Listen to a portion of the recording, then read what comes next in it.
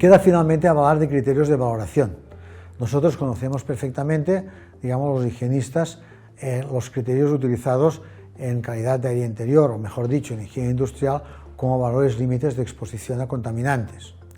¿Cuál es el problema de la calidad de aire interior? Bien, que no hay información toxicológica sobre exposiciones a bajas concentraciones de contaminantes, que la información sobre efectos de mezclas complejas tampoco la conocemos. Esto pasa también en higiene industrial. Frente a una mezcla compleja, a una exposición a una mezcla compleja, raramente podremos hacer mediciones efectivas. Es muy difícil obtener niveles de concentración también, no es tan fácil como medir contaminantes por el sistema de muestreo personal. Los tiempos de exposición probablemente serán superiores a la jornada laboral, sobre todo en edificios residenciales. La población expuesta no son solo trabajadores, en edificios podemos encontrar a enfermos, ancianos, etc. Y estos son parámetros que dificultan, valorar, tener unos valores límites. ¿De dónde sacamos los valores límites cuando los tenemos? Pues básicamente de medidas de emisión, las llamadas guías y los valores de emisión que están publicados por distintos organismos. Hay dos reales decretos que abordan este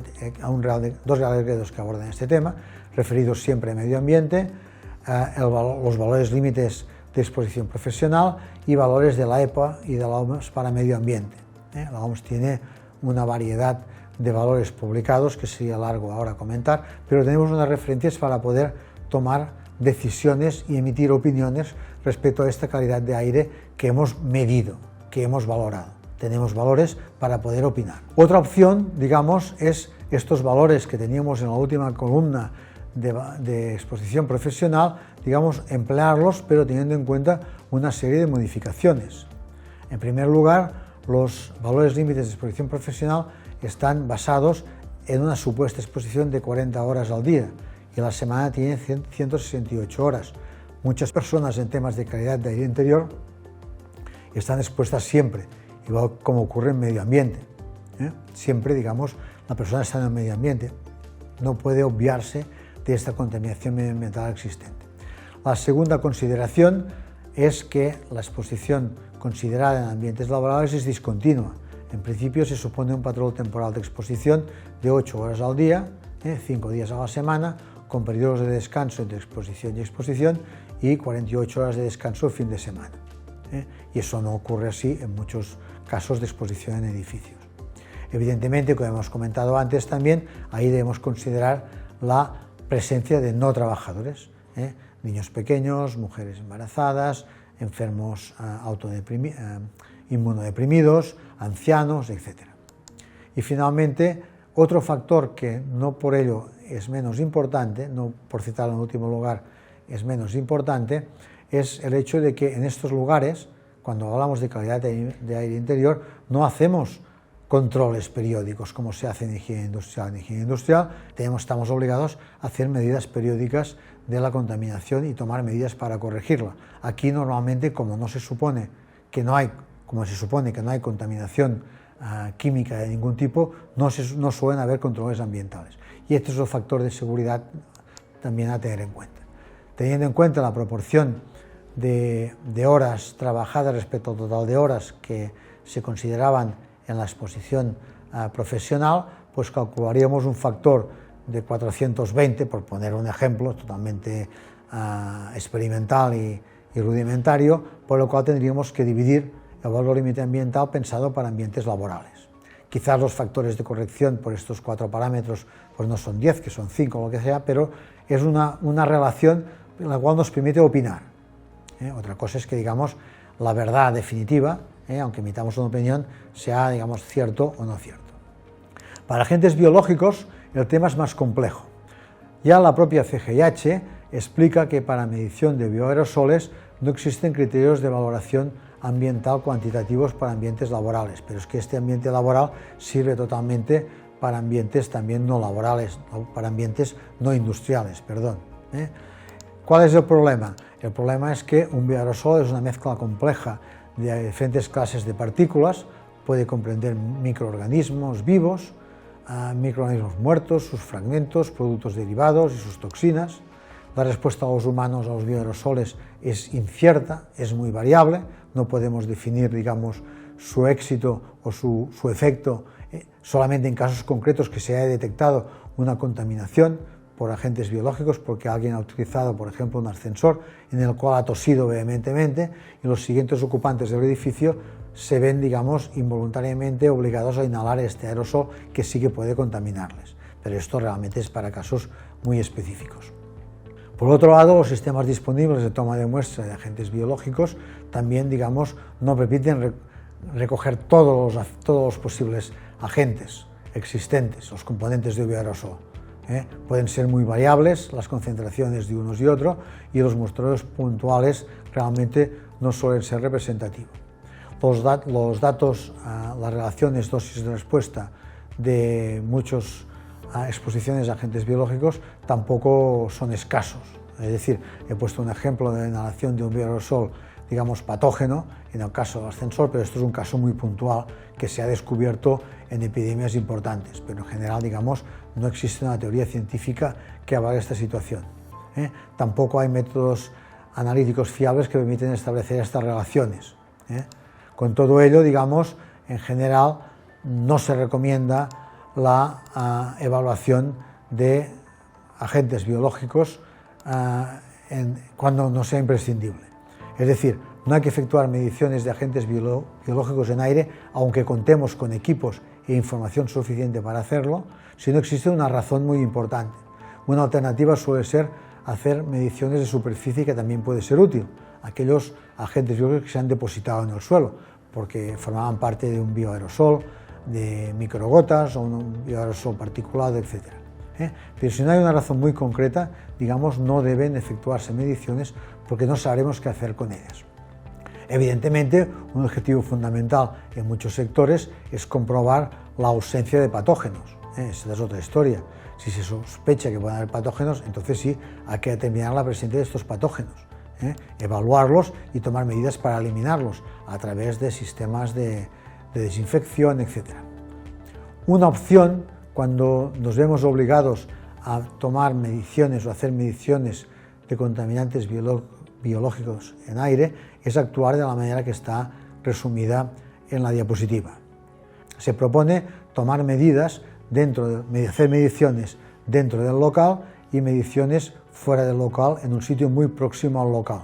Se llaman in-house y out-house, y compararlas.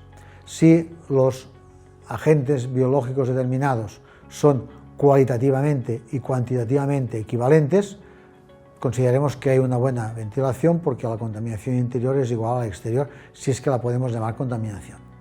Si cuantitativamente son más elevados en el interior que en el exterior, significa que disponemos de una mala ventilación, porque generamos contaminación biológica, pero no la eliminamos porque es más alta que en el exterior.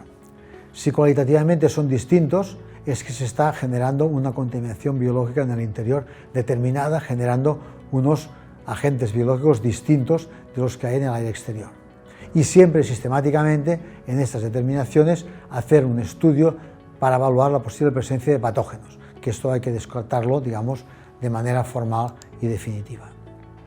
Los métodos de control, una vez conocidas, digamos, los sistemas de evaluación y los valores de referencia, digamos, se resumen en una serie de presentaciones muy simples. Selección del emplazamiento, conocer los niveles de contaminación y el clima habitual en la zona, disponer del proyecto arquitectónico, qué aberturas tiene el edificio, si está lejos de focos de contaminación, fuera de la dirección predominante del viento, por ejemplo, evitar la proximidad de humos que puedan evitar que la extracción de humos esté cerca de la entrada de aire de ventilación para evitar la recirculación del aire ya extraído, asegurarse, digamos, de continuidad y estanqueidad del contacto con el suelo para no generar problemas, digamos, de humedad, los accesos a los garajes y aparcamientos y muelles de carga deben estar lejos de la entrada del edificio, así como de sus propios accesos, puesto que son sitios donde habitualmente habrá contaminación. Habrá, digamos, movimiento de vehículos y, digamos, generación de contaminación a causa de los automóviles, que es una de las principales causas de contaminación medioambiental. También dentro del proyecto arquitectónico Hay que tomar medidas para proteger de la humedad, para que no se generen focos de humidificación, intentando aislar adecuadamente las zonas expuestas a la humedad o deshumidificando si es el caso.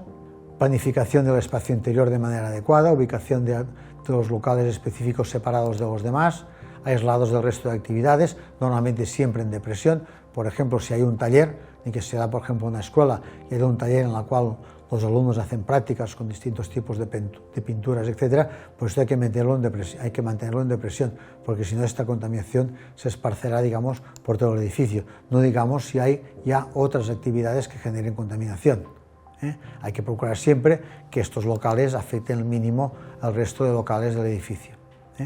O bien utilizamos extracción localizada, o bien, digamos, tenemos un sistema de ventilación que mantiene estos locales, como hemos dicho, en depresión para evitar, digamos, que vayan a otros edificios. La colocación de un sistema de extracción localizada en un local en el cual se genera contaminación implica automáticamente que el resto del local está a presión más grande, con lo cual difícilmente estos contaminantes, por mal que funcione el sistema de extracción, saldrán fuera del local donde hay contaminación. Selección de materiales. Existe actualmente una cierta costumbre de emplear materiales, digamos, artificiales, aglomerados, paneles de madera, etcétera, que pueden, digamos, o plásticos, que pueden, mamparas, que pueden emitir contaminación. Hay que asegurarse que cuando instalamos separadores de este tipo tengan una calidad suficiente. Concretamente, en la parte de aglomerados de madera están clasificados por calidades, y hay calidades de aglomerados de madera que no se pueden colocar en interiores porque son capaces de generar formaldehído, por ejemplo.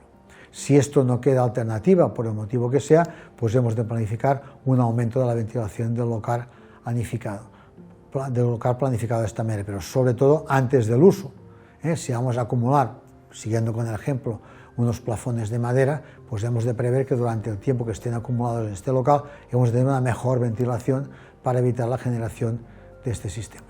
Comprobar la dilución suficiente del aire exterior, del aire de recirculación del aire exterior, asegurarnos que tenemos una distribución correcta de las entradas de aire y de distribución, asegurarnos una buena filtración y limpieza del aire y, si es el caso, y tenemos sospechas, realizar un control microbiológico. Pero ya hemos dicho antes que esta ya es una de las últimas de las distribuciones.